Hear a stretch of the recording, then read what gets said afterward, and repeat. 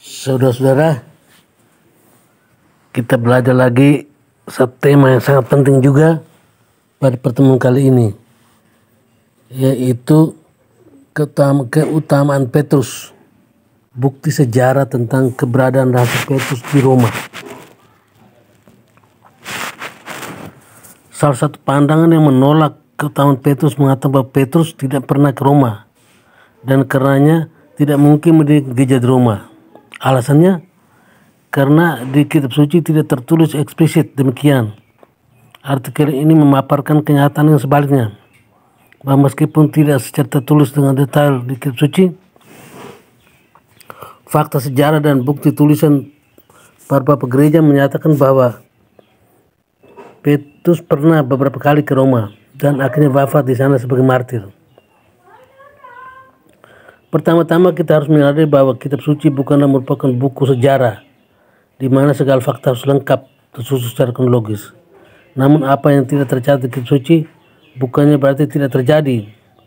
Untuk mengetahui hal ini maka di samping membaca kitab suci, kita perlu melihat bukti-bukti yang lain, yaitu bukti sejarah dan tulisan para bapak gereja.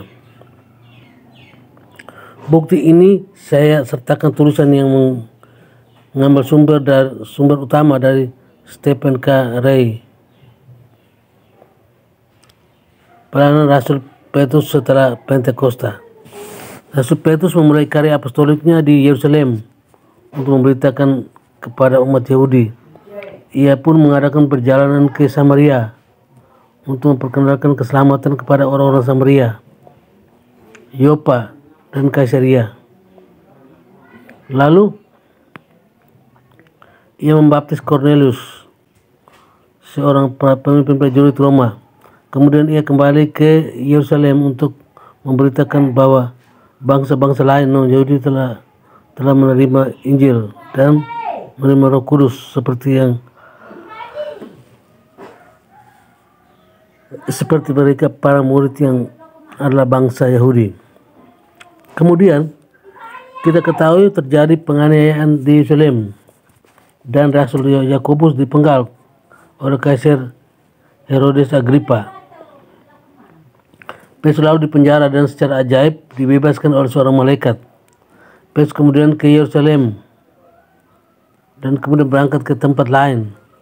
Maka kita mengetahui bahwa Petrus memang terus mengadakan perjalanan untuk menyebarkan Injil di daerah timur dan tinggal cukup lama di Antioquia. Selama masa ini juga Petrus mengadakan perjalanan ke Roma, seperti yang nanti akan dijabarkan lebih lanjut.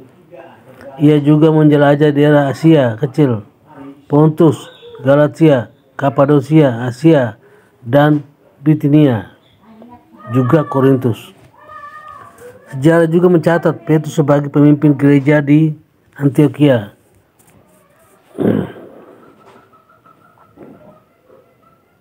Petrus menunjuk Evodius untuk menggantikannya sebagai uskup di Antioquia.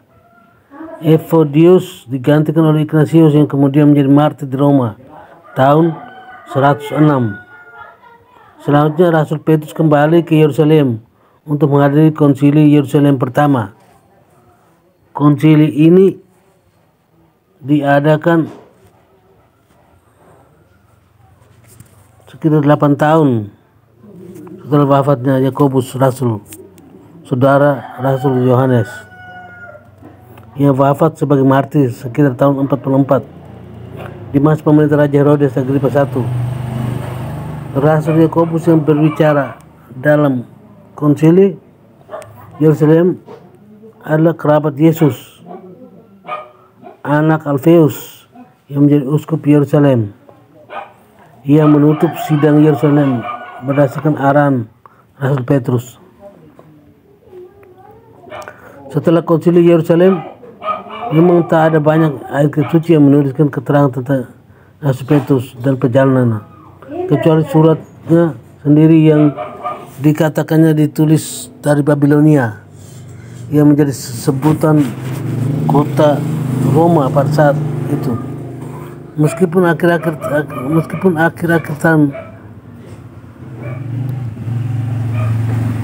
Meskipun tahun-tahun akhir hidupnya tidak ditulis di kitab perjanjian baru, Namun tulisan-tulisan Papa Gereja dan bukti sejarah sangat jelas mengacu pada fakta bahwa Rasul Petrus memang pernah tinggal di Roma dan mendirikan gereja di Roma dan akhirnya wafat di sana sebagai martir. Berikut ini adalah daftar perjalanan Rasul Petrus menurut para ahli sejarah dan juga berdasarkan Alkitab. Perjalanan Apostolik Santo Petrus 30 sampai 67. Tahun 30 kematian, kebangkitan dan kenaikan Yesus. Pentakosta 30-37 pemimpin Petrus memimpin gereja di Yerusalem. 38-39 perjalanan Petrus di Samaria dan di Palestina. 41 Petrus di Antioquia. 42 di penjara di Yerusalem, dibebaskan dan diberangkatkan ke tempat lain. 42-49 persinggahan yang pertama di Roma. 49 diusir dari Roma oleh Edict Claudius yang menentang kaum Yahudi. 49-50 di Yerusalem dalam konsili apostolik.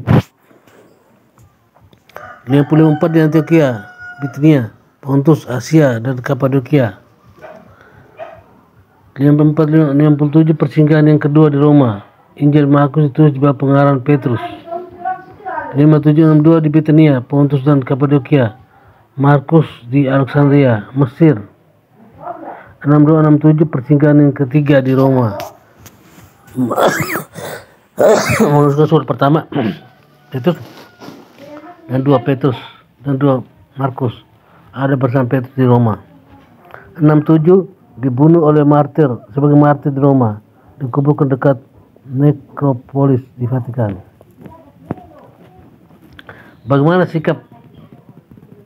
kitab suci menuliskan keberadaan Petrus di Roma dan kematiannya di sana? Surat Petrus yang pertama mengatakan, dari Petrus Rasul Yesus Kristus kepada orang-orang pendatang dengan penentaran Silvanus yang kau anggap sebagai saudara yang dapat dipercaya, aku menulis dengan singkat kepada kamu untuk menasihati meyakinkan kamu. Salam kepada kamu sekalian dari kawanmu terpilih yang di Babylon dan juga dari Markus anakku. Babylon di sini merupakan istilah sebutan bagi kota Roma, sebab Roma telah menganiaya gereja sebagaimana Babylon telah menganiaya umat Allah di zaman perjanjian lama. Umat Yahudi saat itu menyebut kota Roma sebagai Babylon karena melihat kesamaan ciri-ciri antara Babylon, kota dunia yang tak bermoral, sombong, tak bertuan, yang disebut oleh para nabi, dengan kota Roma pada saat itu. Menjelang kematiannya, Rasul Petrus menulis demikian, sebab aku tahu bahwa aku akan segera menanggalkan kemah tubuhku ini, sebagaimana yang telah diberitakan kepadaku oleh Yesus Kristus Tuhan kita. Injil Yohanes menuliskan bahwa Tuhan Yesus sudah menubuatkan kematian Petrus demikian. Sesungguhnya ketika engkau masih muda, engkau mengikat pinggangmu sendiri dan engkau berjalan kemana yang saja engkau kehendaki.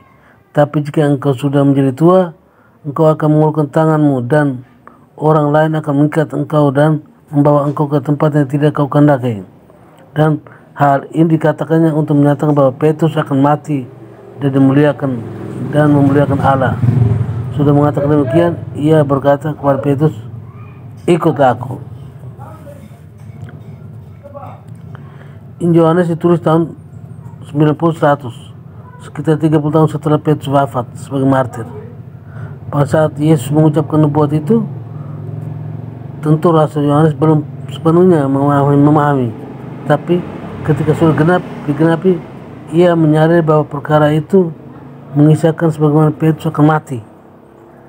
Tradisi mengatakan Petrus mati disalib terbalik pada zaman Kaisar Nero 467.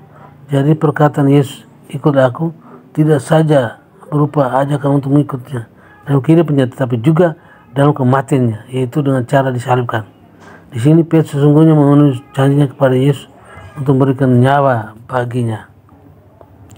Bukti-bukti bahwa Rasul Petrus mendirikan gereja Roma dan akhirnya mati di sana. 1. Santo Clemens de Roma. Dalam suratnya yang pertama kepada jemaat di Korintus, Clemens adalah murid Yesus, murid Rasul Petrus, dan dihabiskan oleh Petrus, mengisahkan peran Petrus dan kematiannya. Perhatikanlah teladan yang luhur dari generasi kita sendiri. Pilar yang terbaik, yaitu Gereja Roma, telah dianiaya. Mari memusatkan mata hati kita kepada rasul-rasul yang baik itu. Petrus yang menderita tidak hanya mengalami 1 atau 2 kali, tapi banyak kesulitan, dan karenanya pergi ke tempat kemuliaan yang sesuai. Paulus menunjukkan jalan kepada penghargaan atas ketahanan, telah beralih dari dunia ini ke tempat yang suci. Terhadap kedua orang ini yang telah hidup dalam kekudusan, harus ditambahkan banyak sekali orang yang menderita pelayanan lain, yang menjadi contoh yang bersinar di tengah-tengah kita. Kesaksian Clemens ini penting karena Santo Clemens adalah paus yang ketiga setelah Rasul Petrus. Urutan paus Petrus sampai 67, Linus 67-69, anak Letus 79-87, dan Clemens 85-96. Urutan ini diketahui dari tulisan Santo Irenaeus dalam Against Heresies. 2. Santo Ignatius dari Antioquia, Uskup Antioquia, yang adalah murid Rasul Yohanes dan kemungkinan juga adalah murid Rasul Petrus, karena Petrus pun pernah tinggal di Antioquia sebelum wafatnya sebagai martir di Roma. Ia menulis 7 surat, yaitu kepada gereja-gereja di Efesus, Magnesia, Trales, Philadelphia, Smyrna, kepada Polikarpus, dan juga gereja Roma.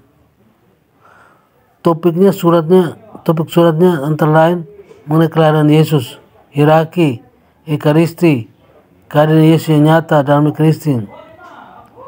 Santo Ignatius adalah bapak gereja pertama yang menggunakan istilah Katolik untuk menjelaskan gereja universal, untuk membedakannya dari gereja heretik yang bersifat lokal.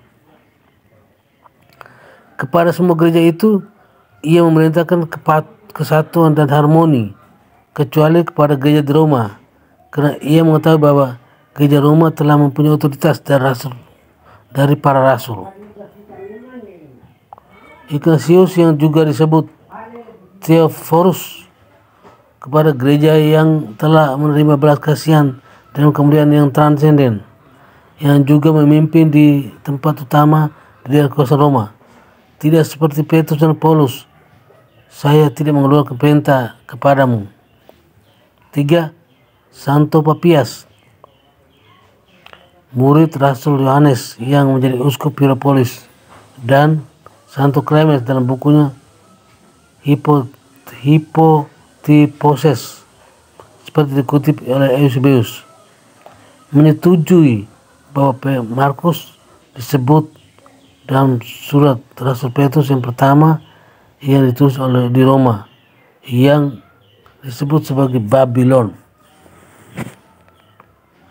4. Plegon, masa Kaisar Hadrian, seperti dikutip oleh Origen. Plegon, Kaisar Hadrian, diperkirakan menulis dengan nama budak yang dikasihnya ini. Dikatakan oleh Origen sebagai salah sangka mencampur adukan antara Yesus dengan Petrus dan tulisannya. Ini adalah sangat penting karena itu membuktikan bahwa Petrus pada saat itu telah dikenal luas oleh di Roma. Sebagai kaisar pun menyangka bahwa Petrus adalah yang mendirikan iman Kristiani. 5. Santo Dionysius, uskup Korintus, menulis kepada Paus Soter di Roma, seperti yang dikutip oleh Eusebius, bahwa keduanya baik Petrus dan Paulus sama-sama wafat sebagai martir. Ditegaskan kembali oleh uskup Dionysius kepada suratnya kepada gereja Roma. kamu juga telah dengan teguranmu menghasilkan tanaman yang telah ditaburkan oleh Petrus dan Paulus di Roma dan Korintus. Sebab mereka berdua telah menanam di Korintus dan mengajar kami, dan keduanya juga mengajar di Italia dan wafat sebagai martir pada saat yang sama. 6. Gaius, seorang imam Roma. Ia membantai para rasul. Nero membantai para rasul. Oleh karena itu tertulis bahwa Paulus dipenggal kepalanya di Roma, dan demikian juga Petrus disalibkan di bawah kepemimpinan Nero. Tentang Petrus dan Paulus ini sesuai dengan fakta bahwa nama mereka tetap ada di kuburan sampai saat ini. Ini juga dikonfirmasikan oleh Gaius, anggota gereja Roma di bawah kepemimpinan Cyprianus, uskup Roma. Saya dapat menunjukkan kubur para rasul itu, sebab jika kamu ke Vatikan atau ke Jalan Ostian, kamu akan menemukan kubur mereka yang meletakkan dasar gereja ini. Dari tulisan ini kita dapat ketahui bahwa lokasi kubur kedua rasul tersebut telah dihormati dan dikenal cukup luas di Roma. Ia tidak mungkin mengatakan hal ini dengan begitu yakin jika fakta yang sungguhnya tidak demikian. 7. Santo Irenaeus, murid Polikarpus, yang adalah Rasul Yohanes, uskup Gaul. Tradisi diperoleh dari para rasul dari gereja yang sangat besar, sangat ancient, sangat luas. Ia dikenal. Ia didirikan diatur oleh Roma oleh kedua rasul yang sangat mulia, Petrus dan Paulus. Para rasul yang terdekat ini telah mendirikan dan membangun gereja, mempercayakannya ke tangan Linus, jabatan episkopat. 8. Tertullian.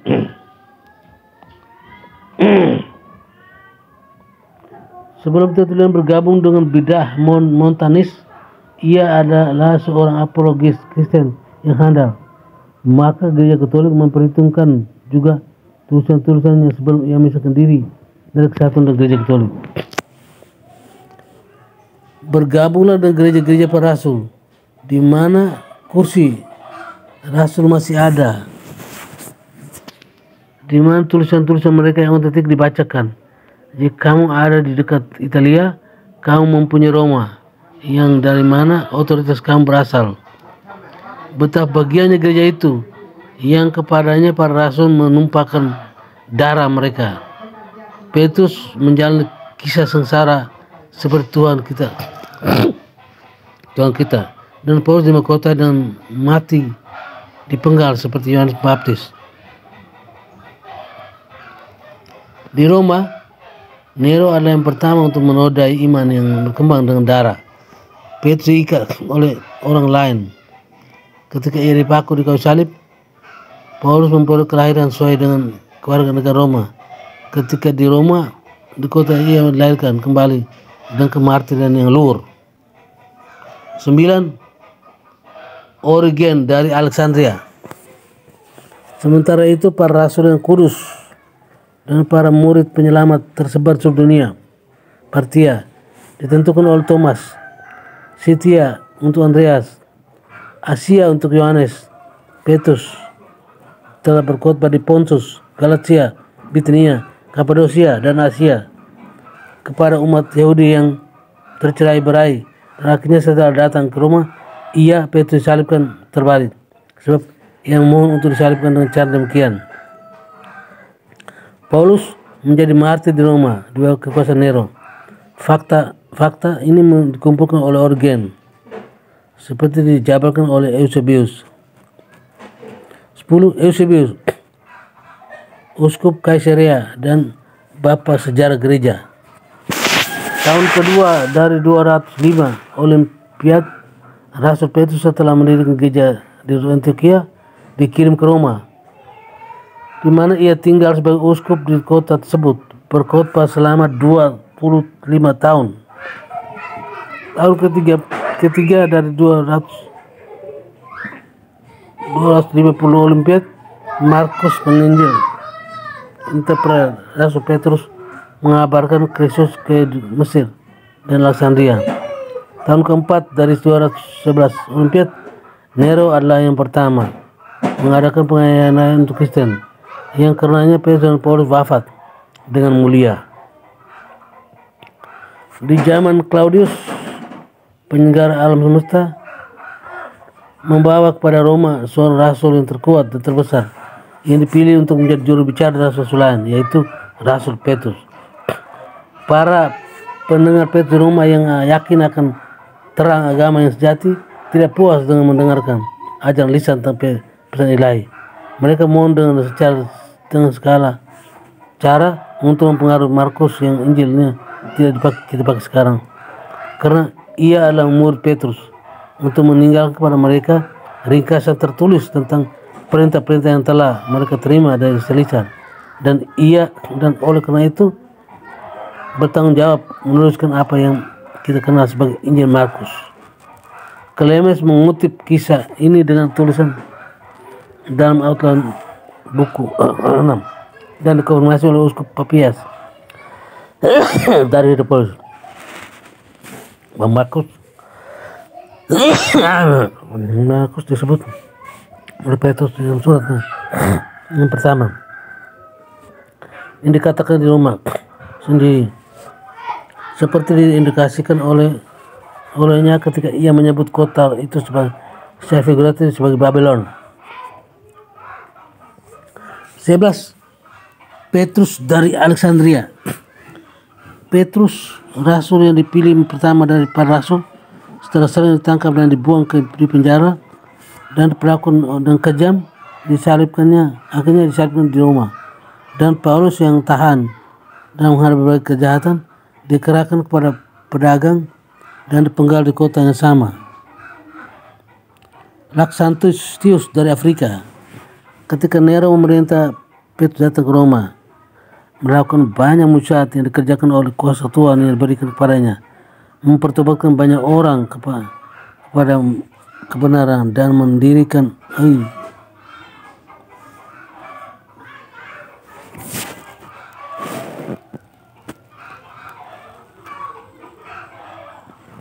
Oke, sekian dan terima kasih.